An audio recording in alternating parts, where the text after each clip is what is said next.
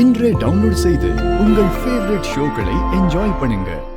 நேத்து என்கிட்ட டிவோர்ஸ் நோட்டீஸ்ல கையெழுத்து வாங்கிட்டு இன்னைக்கு போய் நிச்சயதார்த்தம் பண்றாங்களா? நல்லா இருக்குங்கய்யா, ரொம்ப நல்லா இருக்கு. கருணா மேல தப்பு இல்லம்மா. அவனுக்கே இந்த விஷயம் இன்னைக்கு காலையில தான்மா தெரியும். ஐயா, நீங்க சும்மா சும்மா அவனுக்கு சப்போர்ட் பண்ணி பேசாதீங்க. அவன் மேல தப்பு இல்லாம இருந்திருக்கலாம். ஆனா இப்ப அவனுக்கு தெரிஞ்சுதானே இந்த நிச்சயதார்த்தம் நடக்குது. அவன் இப்ப என்ன பண்ணிக்கிட்டு இருக்க? அவன் எனக்கு இதுல விருப்பம் இல்லைன்னு சொல்லலாம்ல. அவன் அண்ணனுங்க என்ன சொன்னாலும் தலையாட்டிட்டு நிப்பானா? சொல்லுங்கயா. என்ன சொல்றதுன்னு தெரியாம தலையாட்டி இருப்பாமா. இந்நேரம் எனக்கு இந்த நிச்சயதார்த்தம் வேண்டான்னு சொல்லி தூக்கி போட்டுட்டு வரலாம்ல. அப்படியெல்லாம் அவன் விட்டுட்டு வந்தா கிருபா அவனை கொன்னுருவாமா. ஐயா, எதையாவது சொல்லி என் வாயை அடைக்காதீங்க. அவங்க எதுக்கு கருணாவை கொல்லணும்? அதுக்கு எந்த அவசியமும் இல்லையே. இவ்ளோ நாளா அவ அவங்களுக்கு விசுவாசம் உள்ள ஒரு நல்ல அடியாளா இருந்தா, அவன் இல்லனா அந்த இடத்துக்கு வேற யாராவது வர போறாங்க. அதுக்கு எதுக்கு அவனை கொலை பண்ணணும்?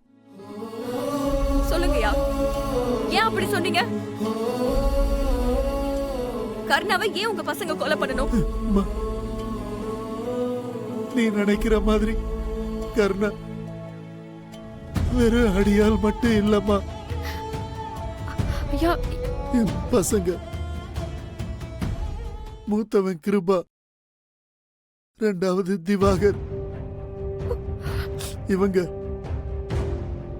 என் இரண்டாவது பொண்டாட்டியோட குழந்தைய கண்டுபிடிச்சு கொல்லணும்னு ரெண்டு பேரும் சுத்திக்கிட்டு இருக்கிறது உனக்கு தெரியும்ல. அந்த குழந்தை என் மக, நம்ம கருணாமா.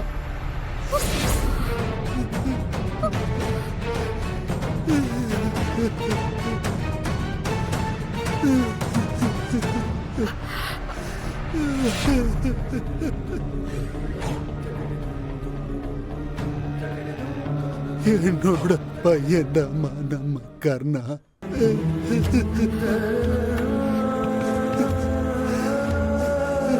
ஐயா, என்னங்க சொல்றீங்க? கர்ணா உங்க பையனா? ஆமா ஆமா. ஐயா, எப்படிங்கய்யா கர்ணா இப்படி உங்க பையனா இருக்க முடியும்? அந்த கர்ணா என் இரண்டாவது தாரம் சீதாலட்சுமிக்கு எனக்கு பிறந்த பையம்மா. ஐயா, ஆனா நான் விசாரிச்ச போது கர்ணாவோட அம்மா சீதா லட்சுமி ஏதோ ஊர்ல இருந்ததால நான் கேள்விப்பட்டேன்.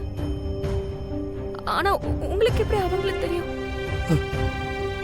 ஆமாம்மா, அந்த நேரம் நாங்களும் ஊர்ல தான் இருந்தோம். ஆரம்பத்துல கொஞ்ச நாளைக்கு நான் சீதாலட்சுமிய கல்யாணம் பண்ணிக்கிட்ட விஷயத்த என் பையன் கிருபா கிட்டையும் திவாகர் கிட்டையும் சொல்லாம ரகசியமா மறைச்சு வச்சிருந்தம்மா.